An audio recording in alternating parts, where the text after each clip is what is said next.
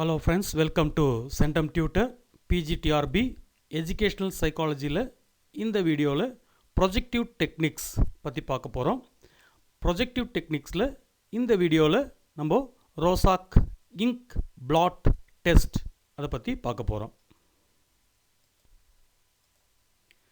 ஒரு projective technique, projective அப்படின்னாலே வெளிப்படுத்துதல், வெளிப்படுத்துறது, ப்ரொஜெக்டிவ் டெக்னிக். இந்த ப்ரொஜெக்டிவ் டெக்னிக் எதை எவால்வேட் பண்ணலாம் அப்படின்னு கேட்டிங்கன்னா, எதை மதிப்பிடுறதுன்னு கேட்டால் பர்சனாலிட்டி. சாதாரண பர்சனாலிட்டியை மெஷர் பண்ணும்போது வெறும் கான்சியஸ் மைண்டில் இருக்கக்கூடியது மட்டும்தான் சாதாரணமாக மெஷர் பண்ணுவாங்க. அந்த கான்சியஸ் மைண்டில் இருக்கிறது மட்டும் மதிப்பிட்டுட்டு அன்கான்சியஸ் மைண்டில் இருக்கக்கூடிய விஷயத்தை மதிப்பிடாமல் போனால், அதை கன்சிடர் பண்ணாமல் போனால் அது ஒன் சைடட் பிக்சரை தான் கொடுக்கும். அதான் சொல்கிறாங்க, to evaluate personality without taking into consideration the unconscious mind will give only one sided picture of personality. சாதாரண எல்லா டெக்னிக்குமே, பொதுவான டெக்னிக் எல்லாமே இந்த கான்சியஸ் மைண்டில் இருக்கக்கூடியது, அதாவது விழிப்போடு இருக்கும்போது கிடைக்கக்கூடிய உள் மனது இல்லாமல் வெளியே இருக்கக்கூடிய மனது, கான்சியஸ் மைண்டை மட்டும்தான் எவால்வேட் பண்ணுவாங்க. அது ஆக்சுவலி ஒன் சைடட் பிக்சரை தான் கொடுக்கும். ஒரு ஃபுல் பிக்சர் அப்படி கொடுக்கணுன்னா, ஒரு ஆளுடைய பர்சனாலிட்டியோடைய ஃபுல் பிக்சர் கொடுக்கணுன்னா அந்த அன்கான்சியஸ் மைண்டையும் நம்ம கன்சிடர் பண்ணும். அதான் ப்ரொஜெக்டிவ் டெக்னிக்கோட இம்பார்ட்டன்ட் தான். இந்த ப்ரொஜெக்டிவ் டெக்னிக்கில் அன்கான்சியஸ் மைண்டையும் கணக்கில் எடுத்துக்குவாங்க, கன்சிடர் பண்ணுவாங்க. இந்த ப்ரொஜெக்டிவ் டெக்னிக் அன்கான்சியஸ் மைண்டை எடுப்பாங்க. இதை ஒரு most suitable technique for assessing personality. இந்த ப்ரொஜெக்டிவ் டெக்னிக் தான் ரொம்ப சூட்டபிளான ஒரு டெக்னிக், ஒரு ஆளுடைய பர்சனாலிட்டியை அசஸ் பண்ணுறதுக்கு, கணக்கு போடுறதுக்கு, ஒரு ஆளுடைய பர்சனாலிட்டியை, ஆளுமையை நம்ம அசஸ் பண்ணுறதுக்கு ரொம்ப மோஸ்ட் சூட்டபிளான டெக்னிக் எதுன்னு கேட்டிங்கன்னா இந்த ப்ரொஜெக்டிவ் டெக்னிக் தான்.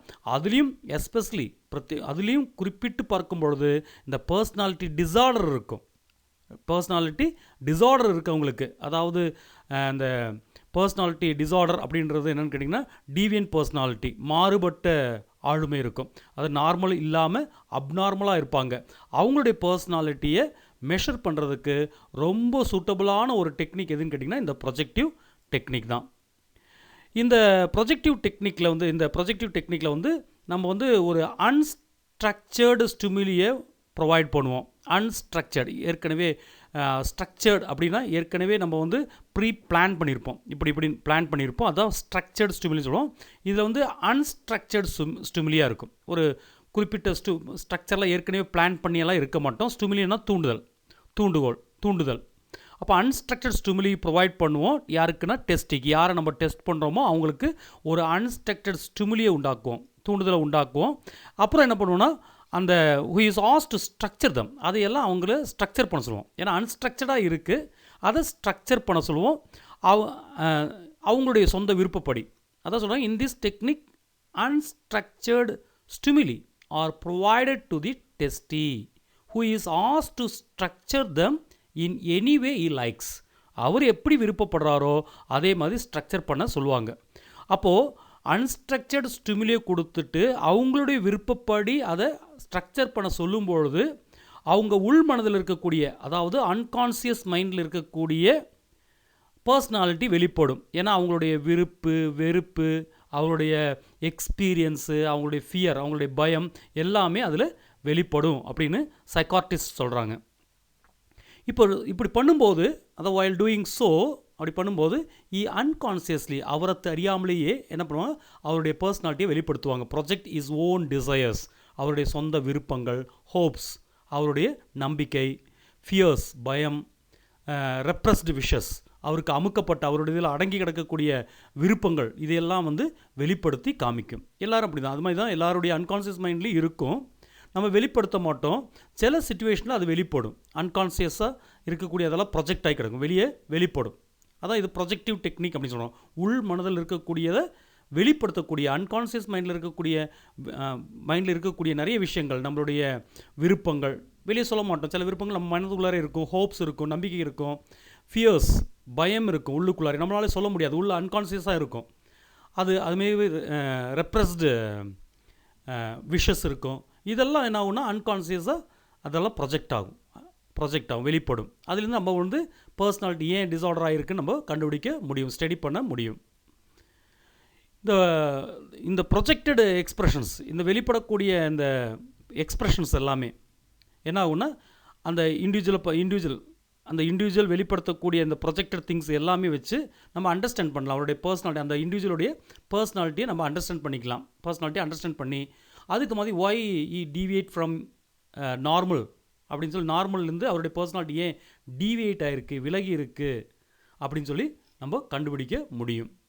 அது பண்ணக்கூடிய அந்த ப்ரொஜெக்டிவ் டெக்னிக்ஸ் தான் நிறைய இருக்குது. அதில் ஒன்று தான் என்னென்னா Rorschach ink blot test. Rorschach ink blot test அப்படின்னு சொல்கிறோம். இந்த டெஸ்ட்டை க்ரியேட் பண்ணது வந்து ஹெர்மன் ரோசாக் அப்படின்னு சொல்கிற நபர் தான் பண்ணார் 1921. பாருங்கள், this test was devised by the Swiss psychiatrist Hermann Rorschach in 1921. அவர் இது க்ரியேட் பண்ணார். பட் அவருக்கு க்ரியேட் பண்ணி ரொம்ப காலம் அவர் உயிரோடு இருக்கல, அதுக்கப்புறம் இறந்துட்டார். அதுக்கப்புறம் வந்தவங்க தான் அதை வந்து சரியாக டெவலப் பண்ணி எடுத்தாங்க. இந்த டெஸ்ட்டில் வந்து 10 கார்டு இருக்கும், 10 கார்டு இருக்கும். ஒவ்வொரு கார்டும் எப்படி இருக்குன்னா பைசிமெட்ரிக்கல் இங்க் பிளாட்டாக இருக்கும். பைசிமெட்ரிக்கல் இங்க் பிளாட். அதை பைசிமெட்ரிக்கல் அப்படின்னா ரெண்டு பக்கமும் ஒரே மாதிரி இருக்கிறது தான் பைசிமெட்ரிக்கல். பைனா 2, ரெண்டு பக்கமும் சிமெட்ரிக்கல்னால் ஒரே மாதிரி இருக்கிறது. அதாவது ரெண்டு பக்கம் ஒரே மாதிரி இருக்கும். அதாவது ஒரு பேப்பர் எடுத்துகிட்டு பேப்பருடைய ஒரு சைடில் இங்கை வந்து பிளாட் பண்ணி இங்கை தெளித்து பிளாட் பண்ணி விட்டுட்டு அந்த பேப்பர் அப்படியே மடிச்சா வச்சு ரெண்டாக அப்படியே ஈக்குவலாக மடிச்சுட்டு திறந்து பார்த்தா இந்த பக்கம் இருக்கிற அச்சு அந்த பக்கம் வந்துடும். ரெண்டு பக்கம் ஒரே மாதிரி இருக்கும். அதுதான் பைசிமெட்ரிக்கல் இங்க் பிளாட். அப்படி தான் இங்க் பிளாட்டை உண்டாக்கலாம். நம்ம வந்து ஒரு பேப்பர் எடுத்து அதை ரெண்டு கரெக்டாக எக்ஸாக்டாக பாதியாக மடித்து அதை திறந்துட்டு ஒரு சைடை இங்கை பிளாட் பண்ணிவிட்டு அந்த பேப்பர் அதே மாதிரி பழையபடி ரெண்டாக மடித்து ஒட்டிட்டு திரும்பி திறந்து பார்த்திங்கன்னா அந்த ஒரு சைடில் இருந்த அந்த இமேஜ் வந்து அப்படியே அடுத்த சைடில் காப்பியாக இருக்கும். அதான் பைசிமெட்ரிக்கல் இங்க் பிளாட் சொல்கிறோம். அப்படி 10 கார்டை இதில் யூஸ் பண்ணுவாங்க. இந்த கார்டில் 10 கார்ட்ஸ் யூஸ் பண்ணுவாங்க. இது வந்து ஆக்சுவலி இந்த ஹெர்மன் ரோசாக் வந்துட்டு எப்படி பண்ணார்னா இந்த கார்டை 10 கார்டை எப்படி உருவாக்கினாருன்னா 300 மென்டல் பேஷண்ட்ஸ் அதே மாதிரி 100 கண்ட்ரோல் சப்ஜெக்ட்ஸ் இதை யூஸ் பண்ணி தான் அவர் வந்து இதை டிசைன் பண்ணார். 100 மென்டல் பேஷண்ட்ஸும், அதாவது மென்டல் டிஸார்டர் ஆன பேஷண்ட்ஸும், 100 கண்ட்ரோல் சப்ஜெக்ட்ஸ்ன்றது நம்ம டெஸ்ட் பண்ணக்கூடிய நபர்கள். கண்ட்ரோல் சப்ஜெக்ட்ஸ் 100 கண்ட்ரோல் சப்ஜெக்ட்ஸையும் ஸ்டடி பண்ணிவிட்டு 1921 இந்த ரோசாக் என்ன பண்ணார்னா ஒரு புக் எழுதினார். He wrote is book. என்னன்னு கேட்டால் சைக்கோ டயக்னாஸ்டிக் அப்படின்னு சொல்லி ஒரு புக் எழுதினார். அதுதான் இதோட இங்க் பிளாட் டெஸ்ட்டோடைய பேஸ் ஃபார்ம் அப்படின்னு சொல்கிறான். சைக்கோ டயக்னாஸ்டிக் அப்படின்னு ஒரு புக் எழுதினார். அந்த புக்கில் தான் இந்த இங்க் பிளாட் டெஸ்ட்டை பற்றி எக்ஸ்பிளைன் பண்ணியிருக்காரு. ஆக்சுவலி இவர் வந்து இந்த இங்க் பிளாட் டெஸ்ட் உண்டாக்கும்போது செவரல் கார்ட்ஸை உண்டாக்குனார். செவரல் ஹண்ட்ரட்ஸ் ஆஃப் கார்ட்ஸை உண்டாக்குனார். அந்த செவரல் ஹண்ட்ரட்ஸ் ஆஃப் கார்ட்ஸில் ஒரு சூட்டபுளாக இருக்கக்கூடிய 10 கார்ட்ஸை மட்டும்தான் அவர் இந்த டெஸ்ட்டுக்காக பர்சனாலிட்டி டீவியண்ட்டை ரிவீல் பண்ணுறதுக்காக, வெளிப்படுத்துறதுக்காக இந்த டீவியண்ட் பர்சனாலிட்டின்னுவோம். டீவியண்ட் பர்சனாலிட்டி அப்படின்வோம். அதாவது விலகி இருக்கிறது, அதாவது ஏற்கனவே இருக்கக்கூடிய பர்சனாலிட்டியிலேருந்து விலகி போயிருக்கிறது அப்படின்னு சொல்லலாம். டீவியண்ட் பர்சனாலிட்டி அதாவது வேறுபட்ட ஆளுமை. டீவியண்ட்னா வேறுபட்ட, நார்மலாக இல்லாமல் வேறுபட்டிருக்கும் பர்சனாலிட்டி. அந்த பர்சனாலிட்டியை ரிவீல் பண்ணுறதுக்கு, வெளிப்படுத்துறதுக்காக இந்த 10 கார்டை மட்டும் அவர் தேர்ந்தெடுத்தார். இந்த ரோசாக் டெஸ்ட்டு வந்து இந்த 10 கார்டோட டெஸ்ட்டு யாருக்கு அப்ராப்ரேட்டாக இருக்கும், கரெக்டாக இருக்கும்னு கேட்டிங்கன்னா இந்த சப்ஜெக்ட்ஸ், அதாவது இது உட்படுத்தக்கூடிய நபர்கள் வந்துட்டு அந்த சப்ஜெக்ட்ஸ்னால் இது உட்படுத்தக்கூடிய நபர்கள். அந்த நபர்கள் வந்து எப்படி இருக்கணும்னு கேட்டால் 5 வயசுலேருந்து அடல்ட்ஹுட் வரைக்கும் இருக்கணும். 18 வயசு வரைக்கும் அடல்ட்ஹுட். 5 வயசுலேருந்து அடல்ட்ஹுட் வரைக்கும் இந்த டெஸ்ட்டை பண்ணால் கரெக்டாக நம்மளுக்கு ரிசல்ட்டு கிடைக்குன்றாரு. இதில் அட்மினிஸ்ட்ரேட்டர் இருப்பார், இந்த டெஸ்ட்டை நடத்தக்கூடிய நபர்கள். அப்புறம் சப்ஜெக்ட்னா இந்த டெஸ்ட்டுக்கு யார் உட்படுத்துகிறோமோ அந்த நபர். இவங்க என்ன பண்ணுவாங்கன்னா sit next to each other, ஒருத்தருக்கு ஒருத்தர் பக்கம் பக்கம் உட்காருவார் ஒரு டேபிளில். ஆனால் ஒரு விஷயம், பக்கம் பக்கம் கிடையாது. அந்த அட்மினிஸ்ட்ரேட்டர் வந்து அந்த சப்ஜெக்ட்டுக்கு பேக்கில் நிற்பார். பியாண்ட் தி சப்ஜெக்ட்லேருந்து கொஞ்சம் பின்னால் இருப்பார், கொஞ்சம் பின்னால், ஸ்லைட்லி பியாண்ட் தி சப்ஜெக்ட். இங்கே சப்ஜெக்ட் அப்படின்னா பாடம் கிடையாது. இங்கே சப்ஜெக்ட்ன்றது யாரை டெஸ்ட் பண்ணுறோமோ அவங்க, அந்த நபர்கள் அப்படி சொல்லலாம். கொஞ்சம் பின்னால் நிற்போம். ஏன்னா அவங்க கூடயே ரொம்ப முன்னாலே ரொம்ப கூடயே உட்காரும்போது அந்த ரிசல்ட் வந்து மாறி போயிடும். அது வந்து அங்கே இன்ஃப்ளூயன்ஸ் பண்ணும் பக்கத்தில் இருக்கிறது. அதனால தான் அட்மினிஸ்ட்ரேட்டர் வந்து ஸ்லைட்லி பிஹைண்ட் தி சப்ஜெக்ட் அப்படின்றோம். இதில் வந்து 10 அஃபிஷியல் இங்க் பிளாக்ஸ் இருக்கும். 10 அஃபிஷியல் இங்க் பிளாட்ஸ் இருக்கும். இது வந்து ஒவ்வொன்றும் என்ன பண்ணால் செப்பரேட் ஒயிட் கார்டில் பிரிண்ட் பண்ணியிருப்பாங்க. ஒயிட் கார்டில் பிரிண்ட் பண்ணியிருப்பாங்க. இதோடைய சைஸ், இந்த கார்டோட சைஸ் வந்து 18/24 சென்டிமீட்டர் சைஸ் இருக்கும். பெரிய கார்டு. ஒரு ஸ்கெயிலோடைய சைஸ் நியர்லி 1 ஸ்கெயில், அதான் 24 சென்டிமீட்டர் வந்துச்சு. 18 நீள அகலம் வந்து 18 சென்டிமீட்டரும் 24 சென்டிமீட்டரும் இருக்கக்கூடிய சைஸ் இருக்கும். இது எப்படி இருக்குன்னா, இந்த இங்க் பிளாட்டெல்லாம் எப்படி இருக்குன்னா, நியர் பர்ஃபெக்ட் பைலேட்ரல் சிமெட்ரியாக இருக்கும். நம்ம பை சிமெட்ரிக்கல் படி பார்த்தோம். இது பைலேட்ரல் சிமெட்ரி அப்படின்னா, பைலேட்ரல் பைனா 2 பக்கம் சமமாக இருக்கும். லேட்ரல் அப்படின்றது இப்போ நம்மளை வந்துட்டு நம்ம உடம்பு, மனிதனுடைய உடம்பு வந்து சிமெட்ரிக்கல் எப்படின்னா, நெத்திலேருந்து அப்படி கீழே வரைக்கும் அப்படி ஸ்ட்ரைட்டாக கட் பண்ணால் 2 பக்கம் இடது பக்கமும் வலது பக்கம் ஒரே மாதிரி இருக்கும். இந்த பக்கம் ஒரு கண்ணுனா அந்த பக்கம் ஒரு கண், மூக்கோட துவாரம் இந்த பக்கம், ஒரு துவாரம் இந்த பக்கம், வாயுடைய அந்த லிப்ஸ் வந்து 2 பக்கம் ஒரே மாதிரி இருக்கும், காது 2 சைடு ஒரே மாதிரி இருக்கும். அப்படியே கீழே வரும்போது நெஞ்சு சைடு ஒரே சைடு, 2 சைடு 2 கை, 2 சைடு 2 கால் அப்படின்னு ஈக்குவலாக கட் பண்ண முடியும். மேலேருந்து ஸ்ட்ரைட்டாக கீழே கட் பண்ணால் அதுக்கு பேர் தான் லேட்ரல். அப்போ நம்மளும் பைலேட்ரல் சிமெட்ரி தான், நம்ம உடம்பும் பைலேட்ரல் சிமெட்ரி தான். அதே மாதிரி இந்த இங்க் பிளாட்டும் இங்கை வந்து மேலேருந்து கீழே கட் பண்ணால், மேலேருந்து கீழே அந்த பேப்பரை கிழிச்சா 2 பக்கமும் ஒரே மாதிரி இருக்கும். சென்ட்ரலில் கிளிக் கூடாது, அது வந்துட்டு லாஞ்சிடியூனல் அப்படின்வாங்க. இது பைலேட்ரல் சிமெட்ரியாக கட் பண்ணால் ஒரே மாதிரி இருக்கும் ஒவ்வொரு கார்டும். இதில் வந்து மொத்தம் 10 கார்டுன்னு பார்த்தோம். இந்த 10 கார்டில் 5 கார்டு வந்துட்டு 5 இங்க் பிளாட்ஸ் எப்படி இருக்குன்னா, பிளாக் இங்கில் இருக்கும். 2 வந்து பிளாக் அண்ட் ரெட் இங்கில் இருக்கும். பிளாக்கும் ரெட்டும் கலந்து இருக்கும். பிளாக்கும் இருக்கும், ரெட்டும் இருக்கும்.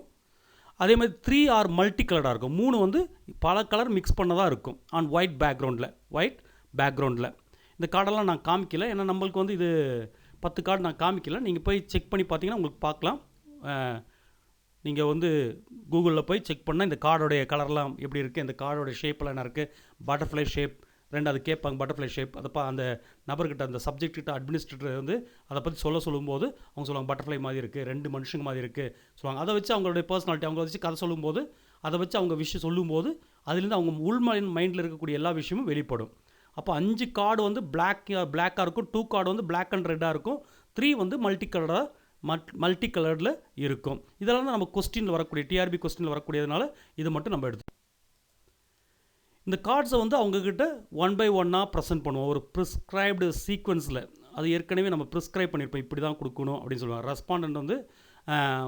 ரெஸ்பாண்டண்ட்டுக்கு அதை பதிலளிக்கக்கூடிய நபருக்கு வந்துட்டு அந்த டெஸ்டிக்கு வந்து, அதாவது சப்ஜெக்ட் சொல்கிறோம், இந்த அட்மினிஸ்ட்ரேட்டர் வந்து என்ன பண்ணுவாங்க, 1 by 1 கார்டாக அப்படியே கொடுப்பாங்க. கொடுத்துட்டு என்ன கேட்பாங்கன்னா, what does it look like and what could this be அப்படின்வாங்க. இது எது மாதிரி இருக்குது, வாட் குட் திஸ் பி, இது என்னவா இருக்கும் அப்படின்னு கொஸ்டின் அவங்கக்கிட்ட கேட்பாங்க.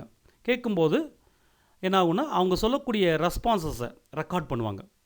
எதை ரெக்கார்ட் பண்ணுவாங்க பாருங்கள், எந்த ரெக்கார்ட் அவங்க சொல்லக்கூடிய விஷயத்தை ரெக்கார்ட் பண்ணுவாங்க. ரெக்கார்ட் பண்ணும்போது இந்த டீட்டெயிலெலாம் அவங்க கவனிப்பாங்க. என்னன்னு கேட்டிங்கன்னா, அவங்க time lapsed between the presentation of each card. ஒவ்வொரு கார்டு கொடுக்கும்போது எவ்வளோ டைம் லேப்ஸ் ஆகுது அப்படின்னு பார்ப்பாங்க. ஃபஸ்ட்டு ரெஸ்பான்ஸ் என்னவாக இருக்குது, ஏன்னா மார்க் சொல்லுவாங்க. ஃபஸ்ட்டு எடுத்ததுமே என்ன ரெஸ்பான்ஸ், பார்த்ததுமே என்ன ரெஸ்பான்ஸ் பண்ணுறாங்க அதை நோட் பண்ணுவாங்க. அதே மாதிரி length of time in long pause between responses. ஒரு ரெஸ்பான்ஸுக்கும் இன்னொரு ரெஸ்பான்ஸுக்கும், ஒரு பதிலுக்கும் அடுத்த பதிலுக்கும் இடையில் இருக்கக்கூடிய அந்த நிறுத்திடுவாங்க, சொல்லாமல் அப்படியே பார்த்துட்டே இருப்பாங்க. அந்த டைம் லென்த் எவ்வளோ இருக்குது. அதுமாரி total time required for each card, ஒவ்வொரு கார்டுக்கும் எத்தனை டைம் எடுக்கிறாங்க இப்படி பார்ப்பாங்க. இந்த விஷயத்தையெல்லாம் பூல் பண்ணி ஒன்றா கேதர் பண்ணி இன்டர்பிரட் பண்ணுவாங்க, விளக்குவாங்க. யார் தான் பண்ண முடியும்னா எக்ஸ்பர்ட் தான் பண்ண முடியும். அதனால தான் இது வந்து எல்லாருமே பண்ணக்கூடிய டெஸ்ட் கிடையாது. இதுக்கு வந்து நல்ல ஒரு அதை டீட்டெயிலாக அவங்க சொல்லக்கூடிய விஷயத்தை வச்சு அவங்க உள் மனசில் என்ன இருக்குது அப்படின்னு கொண்டு வரணும்னா, அதை வந்து நல்ல எக்ஸ்பீரியன்ஸ் ஆன பர்சன்ஸை மட்டும் தான் சொல்ல முடியும். அதை சைக்காட்டிஸ்ட் மட்டும் தான் சொல்லுவாங்க. அவங்களுக்கு அந்த எக்ஸ்பீரியன்ஸ் இருக்கனால அவங்களால தான் பண்ண முடியும், மற்றவங்களுக்கு வந்து அதனால் சொல்ல முடியாது. அதான் எக்ஸ்பர்ட் மட்டும்தான் இதை இன்டர்பிரட் பண்ண முடியும், விளக்க முடியும். இந்த மெத்தட் வந்து எதுக்கு யூஸ்ஃபுல்லாக இருக்குன்னா, நம்ம ஆல்ரெடி சொன்னோம், ரிவீல் பண்ணுறதுக்கு, வெளிப்படுத்துறதுக்கு. எதை வெளிப்படுத்துறதுக்கு, டீவியன்ட் பர்சனாலிட்டி, அதாவது மாறுபட்ட ஆளுமையை. டீவியன்ட்னா மாறுபட்ட பர்சனாலிட்டியை, நார்மலாக இருக்கக்கூடிய பர்சனாலிட்டி இருக்குது, மாறுபட்ட பர்சனாலிட்டியை ரிவீல் பண்ணுறதுக்காக தான் இந்த மெத்தடை நம்ம யூஸ் பண்ணுறோம். ஸோ இந்த ஒரு சின்ன வீடியோ, இது வந்து ரோசாக் பிளாக் டெஸ்ட் மட்டும் தான். இது மாதிரி ஒவ்வொரு டெஸ்ட்டுக்கும் நம்ம இந்த தியரிட்டிக்கலாக படிச்சிடலாம். இதை படித்து முடித்தா மட்டும்தான் இந்த மாதிரி இந்த சைக்காலஜியை பொறுத்த வரைக்கும், எஜுகேஷனல் சைக்காலஜியை பொறுத்த வரைக்கும் இந்த மாதிரி தியரிட்டிக்கலாக ஃபுல்லாக தெரிஞ்சால் மட்டும்தான் எப்படி கொஸ்டின் கேட்டாலும் எழுத முடியும். இது மற்ற சப்ஜெக்ட் படிக்கிற மாதிரி படிக்க முடியாது. அதனால் இதை ஃபுல்லாக படித்து முடிச்சதுக்கப்புறம் நம்ம வந்து கொஸ்டின் எப்படி கேட்கப்படும் அப்படின்றத பார்க்கலாம். தேங்க்யூ ஃபார் வாட்சிங் this video. Wish all the best.